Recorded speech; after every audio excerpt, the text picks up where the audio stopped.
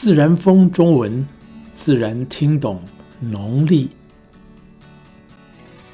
华人用的月历，每个日子下面还有另一个比较小的中文数字，那是什么呢？华人的生活里，同时有2套日历，一套是由政府、公司、学校日常使用，它跟西方社会的日历相同，称为阳历、西历或公历。我们以下都用阳历来称呼，还有台湾也称它为国历。老一辈的人或是其他的华人社会还有另一个名称新历。有新，那么当然就有旧了。日历上每天下面那另一套小数字标示的日期，就是华人的旧历，也就是农历的日期。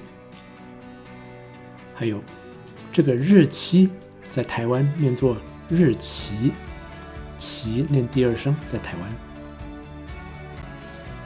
农历是华人的传统历法，又称为旧历或阴历，我们下面主要会叫它农历。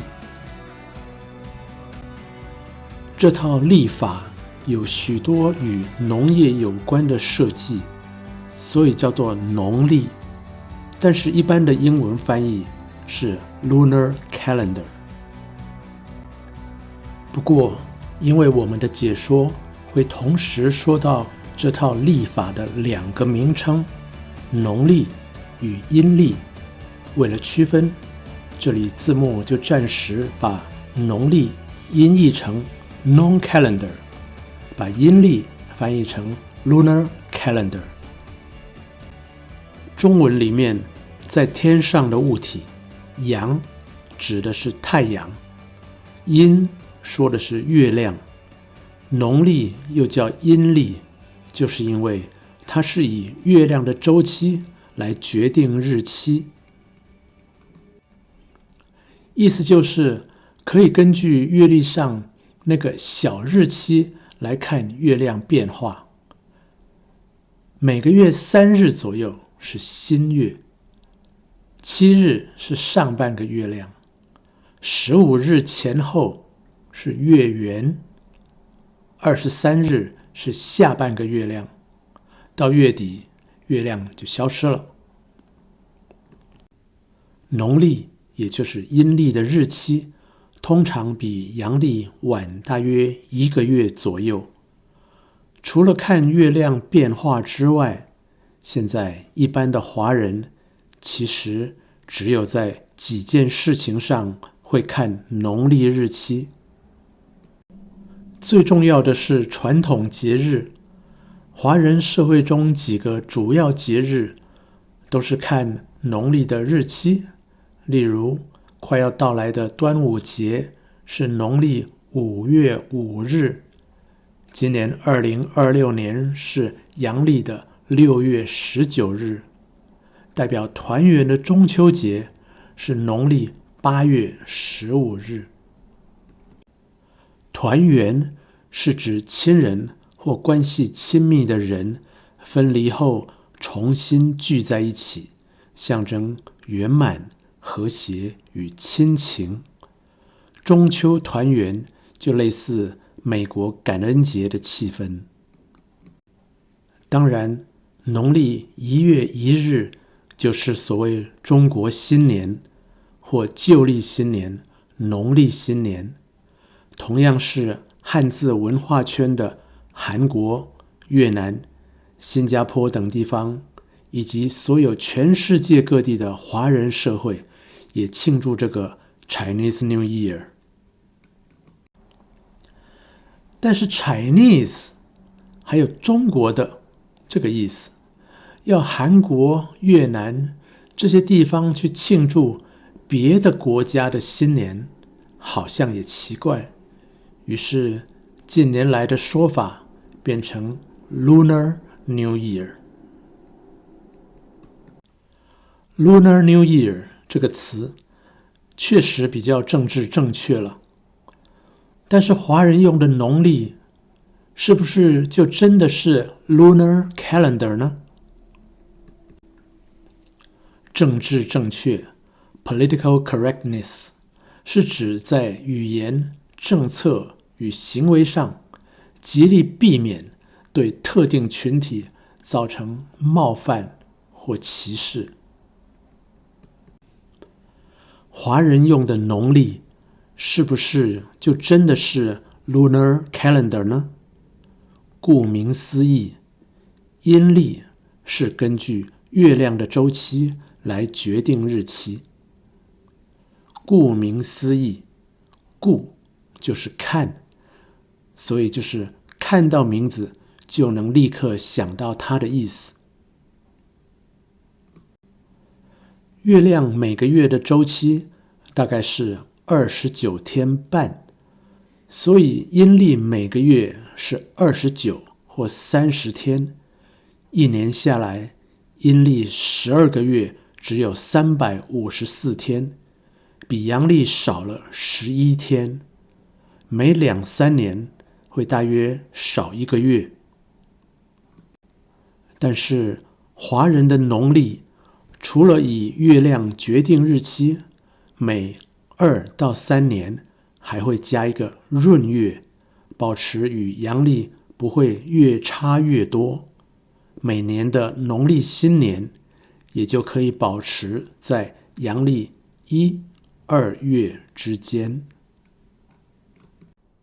所以华人用的农历其实是一种阴阳合历 lunar solar calendar， 它既看月亮也看太阳，保持与四季配合。如果农历是像伊斯兰历那样的纯粹阴历，没有闰年，日期与阳历的差异会不断变化，农历新年就会在不同季节出现。这类似回教的斋戒月，有时在夏天，有时在冬天。那么农历新年最正确的英文是什么呢？ Chinese New Year 其实技术正确，因为这是华人历法的新年，但是政治不够正确。Lunar Solar New Year 又太麻烦了，于是就还是 Lunar New Year 吧。除了传统节日之外，华人还有一种场合会使用农历，那就是与算命有关的事情。例如小孩的命名，如果请算命先生取名，对方要看的一定是生日的农历日期。婚丧喜庆、新店开张，是不是选在好日子，都是看农历日期。命名是指给予人、事、物一个专属的名字或称号。我们除了给人命名，也会给公司、动物、船舰命名。与传统习俗有关的事情，例如菜市场休息的日子，有些人固定在每个月初1、15进行某些活动，例如吃素、祭拜，这些往往也是看农历日期。所以在华人的世界里，农历仍然与生活息息相关。就算你抛弃一切传统活动，每年那2个新年假期也会提醒你农历的存在。息息相关，这是个常见的成语，形容彼此关系密切，相互影响，无法分开。还有在台湾这个词的发音是息息相关，息念第2声。在结束这个话题之前，我们再提一个曾经使用农历的国家——日本。日本在1873年改用阳历，而且将原来所有与过年有关的习俗全部改到阳历新年，这是华人难以想象的做法。日本也将所有传统节日全部改成使用阳历日期，少数的例外是中秋节。日本到今天每年的中秋节仍然与中国大陆、台湾相同，就是因为这个节日在日本仍然是农历8月15日。为什么中秋节一定要用阴历日期呢？因为中秋节也是欣赏满月的日子，只有阴历的15日才能保证月亮是圆的。